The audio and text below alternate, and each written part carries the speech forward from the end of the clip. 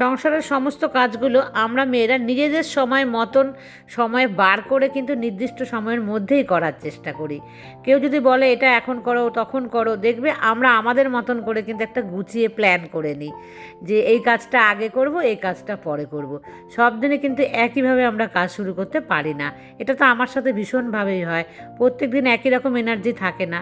আর যেদিন এনার্জি আমার মতন তোমাদেরও কম থাকবে, ভালো লাগলে তোমরা কিন্তু সাথে সাথে রান্নায় চলে আসবে।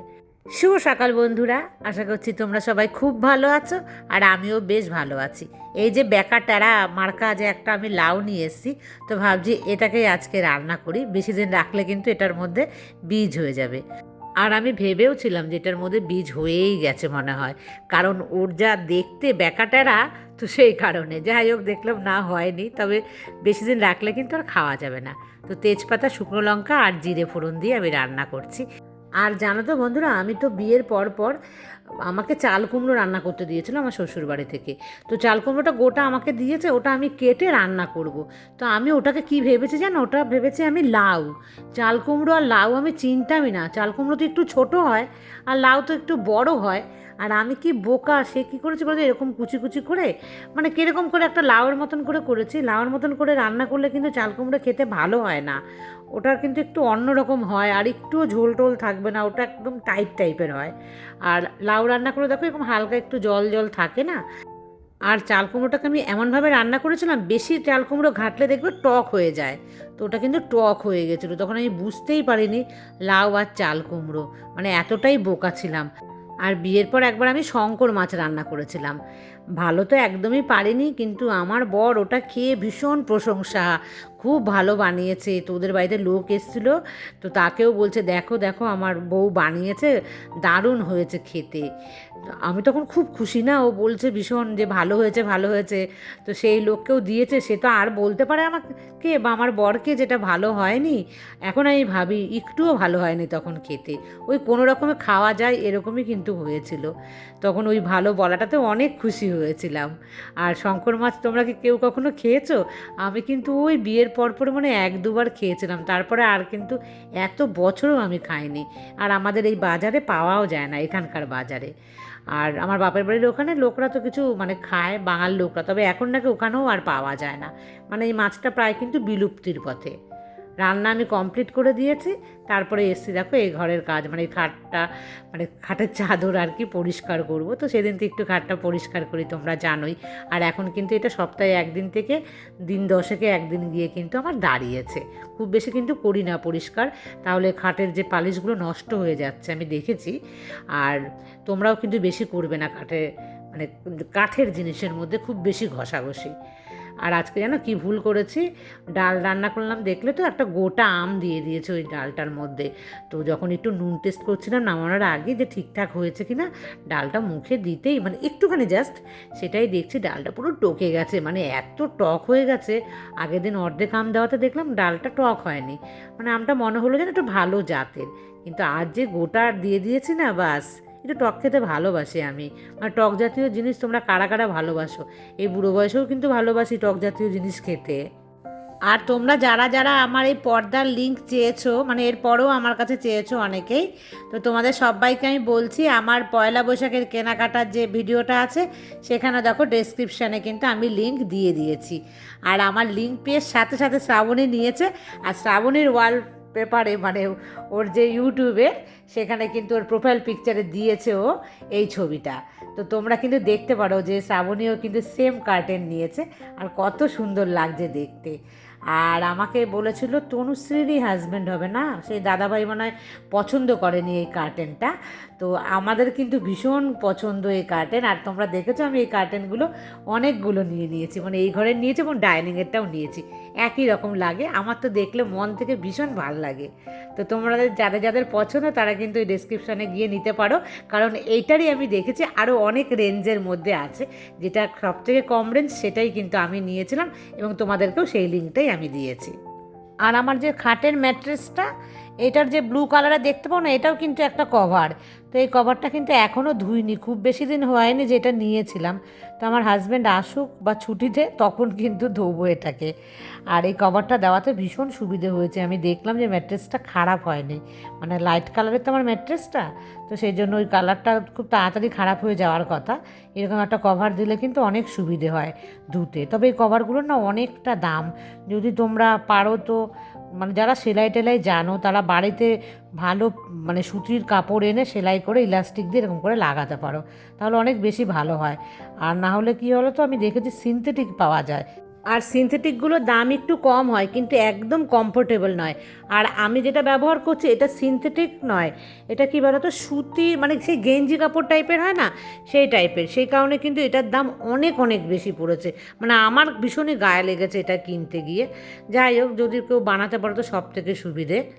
বাংলাদেশ থেকে আমার এক বোন তানিয়া, ও আমাকে কমেন্টস করেছে যে দিদি আমি তোমার ব্লগ দেখি, আমার ভালো লাগে তোমাকে, আর তুমি তোমার কোনো একটা ব্লগে আমার নাম নিও। প্রথমেই তানিয়াকে জানাই আমার তরফ থেকে অনেক অনেক ভালোবাসা, আর এরকম মিষ্টি কমেন্টস করেছো তার জন্য। আর এরকম কমেন্টস আমাকে না করলে আমি তো জানতেই পারবো না তোমরা কারা কারা আমার ভিডিও দেখো। অনেক ভালো লাগে তোমাদের এই কমেন্টস পেলে, আর আমি জানতে পারি না তোমরা কে কে আমার ভিডিও দেখছো। তো সময় পেলেই তানিয়া তুমি আমাকে কমেন্টস করো, আর তোমার সম্পর্কেও কিছু আমাকে বলো, যেগুলো শুনলে আমারও ভীষণ ভালো লাগবে। অনেক ভালোবাসা রইলো তোমার জন্য, ভালো থেকো, সুস্থ থেকো। আগের দিনের ভিডিওতে আমি তোমাদেরকে দেখিয়েছিলাম যে পেঁপে কাটা হয়েছিল, তো আমার হাজব্যান্ডকে আমি দুবার খাইয়ে দিয়েছি। তো সেটা দেখে তুলি আমাকে বলেছে কাকু কেন খাইয়ে দেয়নি, কাকু যদি আমাকে খাইয়ে দিত তাহলে ভালো লাগতো দেখতে। ও একদমই ঠিক কথাই বলেছে, কিন্তু সে কপাল তো আমার নয়, কারণ সে তো বেরসিক, একদম রসকসহীন একটা লোক, সে তো বোঝেই না বউকে খাইয়ে দিতে হয়, সে তো ভুলে গেছে, তার ভাবচোখ এমন না, সে অনেক বয়স হয়ে গেছে, বুঝেছো? তো আমি যদি একবার বলে দিতাম যে আমাকে একবার খাইয়ে দাও, তাহলে কিন্তু সে তখন দিত, মানে মন থেকে এগুলো কিছুই আসে না। তো আসে না যখন, সেই জন্য আর আমি কিছু বলিও নি, বললাম ঠিক আছে আমিই খাইয়ে দিই। পাট শাক ভাজার এক টুকরো মাছ সেটা নিয়েছি ভাজা, আর এই দেখো ডালটা ভালো করে ফোটে না, রঙটা কেমন হয়েছে। আর এই যে লাউ ধনে পাতা দিয়ে করেছি, চিংড়ি মাছ দিয়ে খাওয়া বারণ, তো তাই খাওয়া দাওয়া হয়ে গেছে। তারপরে কিন্তু আমি আসলাম, মানে বেশ কিছুক্ষণ পরে এডিটিং করছিলাম বসে, দেখলাম যে জামা কাপড় শুকিয়ে গেছে, হাওয়া দেয় তো। দেখো আমি কতটা বেলাতে কিন্তু ধুয়েছি আজকে, মানে আমি তো রান্নাবান্না করার পর গিয়ে সমস্ত কাজ করেছি, তাও কিন্তু শুকিয়ে গেছে। আর আমাদের বন্ধুদের হাজব্যান্ডরা, মানে কাদের কাদের হাজব্যান্ডরা হচ্ছে এরকম বেরসিক লোক আছে, মানে একদমই রসকসহীন।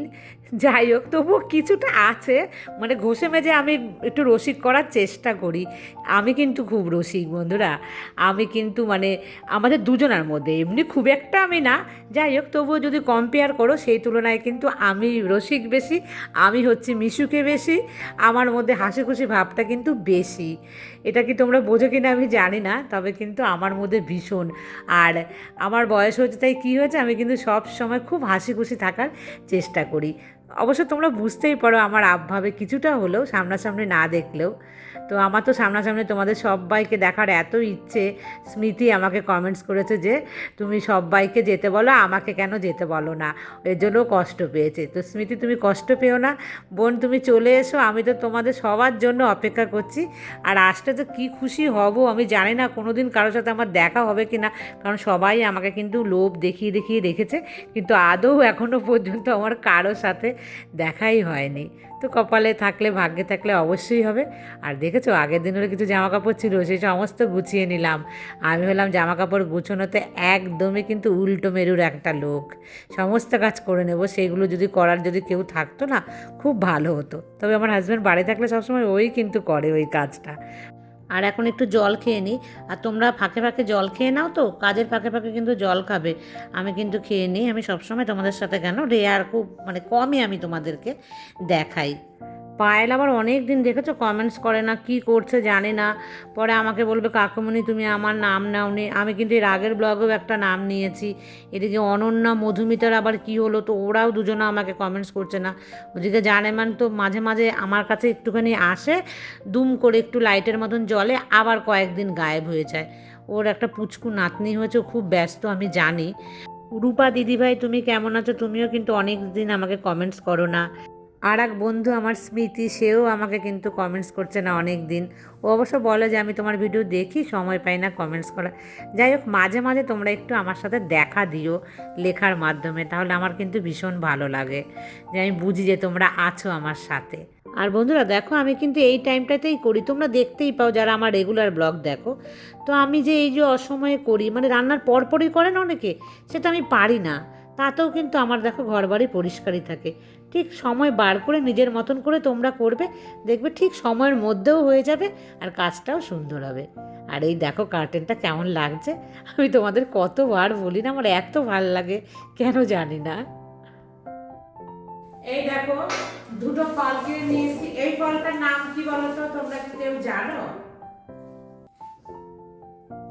আর এই দুটো এনেছি বেল। এই বেল আমার হাজবেন্ডের ভীষণ পছন্দের ফল, তো নিয়ে এসেছি। আমি জানি না, আমি বেল কিনতে জানি না, পাকা পাকাই লাগছে, আমি পচে পচে যায় না তো, এটার মধ্যে কেমন গায়ের মধ্যে রং লেগে, মানে পাকা পাকা। এই দেখো কি ফল, নাম বলো? না কাঁচা আমি জানি না, যাই হোক, কথা বেশি কিনে অল্প কিনেছি। আর এই দেখো বেল পাকা, কিন্তু এগুলো কি এবার পচে যায়নি তো, আজকে খাবো না, কালকে খাবো, পাকা পাকা বেল একদম। এবার আমি আসলাম নিচে। দুপুরবেলা জানো তো একটু রেস্ট নিতে পারিনি, মানে একটু ঘুমাইনি। আমার ঘুম তো খুব কম, 10 থেকে 15 মিনিট, যাই হোক সেটাও হয়নি। এডিটিং করছিলাম, ভাবলাম যে রাতের কাজটা দিনের বেলা একটু আমি তাড়াতাড়ি করে শেষ করে রাখি। আর এখন একটু রেস্ট নিচ্ছি, শুয়ে শুয়ে কিন্তু আমি এডিটিংই করছি। আর আমি দেখো সময়ের মধ্যে কিন্তু সব কাজ সেরে ফেলেছি। এখন রাতের বেলা হচ্ছে আমার সন্ধে পুজো দেব, তারপরে আমি উপরে যাব। আর এই সময়টা কিন্তু আমি বেশ কিছুক্ষণ নিচে থাকি, এই বন্ধ করতে আসলে তারপরে যাই। আর নিচের এই ঘরটা কিন্তু অনেক ঠান্ডা আমার, মানে এখানকার ফ্যানের হাওয়াটা আমার ভীষণ ভালো লাগে। তো সকাল থেকে একদম সন্ধ্যের আগে পর্যন্ত সবটাই তোমাদের সাথে শেয়ার করলাম। সবাই খুব ভালো থেকো, টাটা।